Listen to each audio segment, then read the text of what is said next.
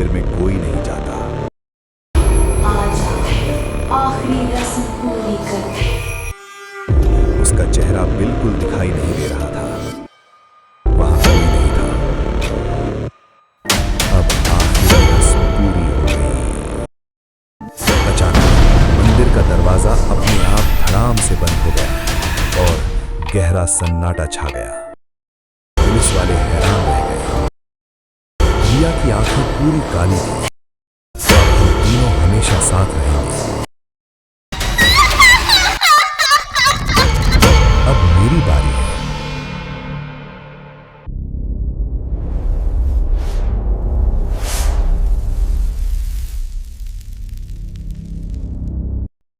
गांव से 4 किलोमीटर दूर जंगल में एक पुराना काला मंदिर था। लोग कहते थे कि वहां 190 साल पहले एक तांत्रिक ने अपनी बेटी की बलि चढ़ाकर अमर होने की कोशिश की थी। उसके बाद से मंदिर में कोई नहीं जाता। उस गांव में अजय और उसकी छोटी बहन रिया रहते थे। माँ पापा की मौत के बाद दोनों भाई बहन एक दूसरे का सहारा थे। लेकिन पिछले 3 महीने से रिया को हर रात एक ही सपना आता था।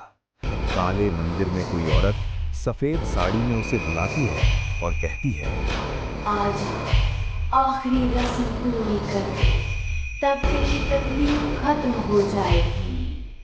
अजय को लगा कि रिया का दिमाग कमजोर हो रहा है। उसने फैसला किया, आज रात खुद जाकर देखेगा कि सच क्या है। उसने रिया को समझाया, तू घर पर रह, मैं टॉर्च और चाकू लेकर जाता हूं। अगर कुछ हुआ तो फोन कर दूंगा। रिया ने रोते हुए कहा, भैया मत जाओ। वो औरत कहती है कि अगर आखिरी रस्म नहीं हुई तो हम दोनों मर जाएंगे। अजय ने उसका माथा चूमा और निकल पड़ा। जंगल में हवा ठंडी थी, पत्ते भी नहीं सरसराते थे। मंदिर के सामने पहुंचते ही अजय के फोन का नेटवर्क गायब हो गया। मंदिर का दरवाजा अपने आप खुल गया। दीवारों पर पुरानी खून से बनी आकृतियां थीं। बीच में एक पत्थर का मंच जिस पर सूखा खून जमा हुआ था। तभी पीछे से हल्की आवाज आई, आ गया तू। अजय घूमा, कोई नहीं था। फिर वही आवाज, अब सामने से, रस्म पूरी कर वरना तेरी बहन मेरे पास आ जाएगी। अजय का दिल जोर जोर से धड़क रहा था। उसने चाकू निकाला और चिल्लाया, कौन है तू, सामने आ। अचानक दिया बुझ गया।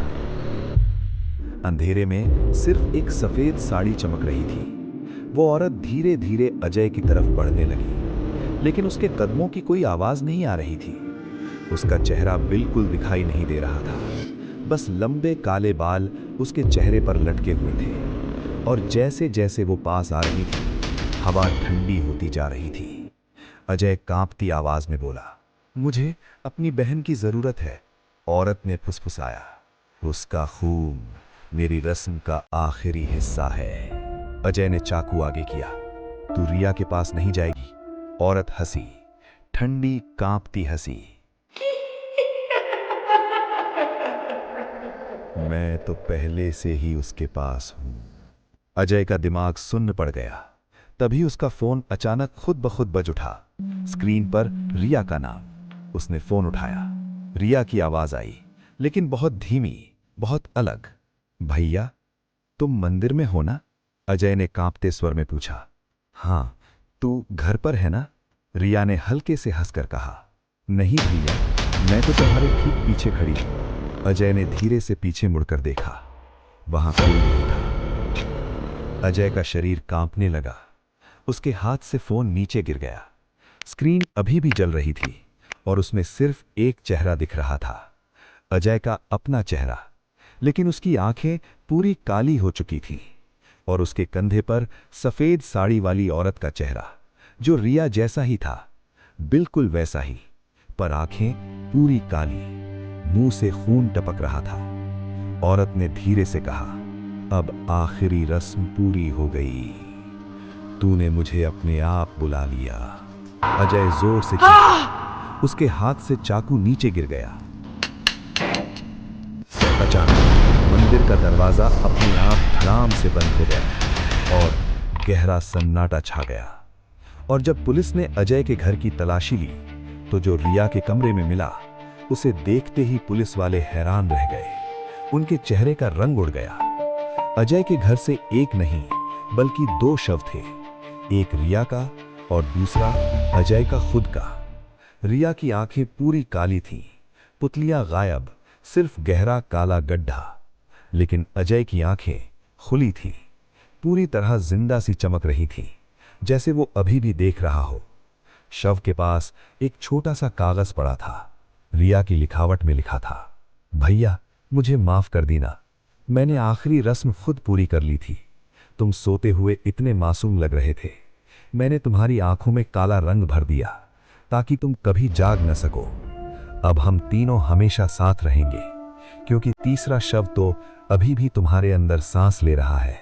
पुलिस ने जब अजय के शरीर को ध्यान से देखा तो उन्हें लगा जैसे अंदर कुछ हिल रहा हो। अगले ही पल उसकी छाती के नीचे से तो अंदर से एक छोटी सी सिकुड़ी हुई लेकिन धड़कती हुई रिया की तरह दिखने वाली बच्ची निकली। उसकी आंखें भी पूरी काली थी और वो धीरे धीरे मुस्कुराई, जैसे कह रही है, अब मेरी बारी है।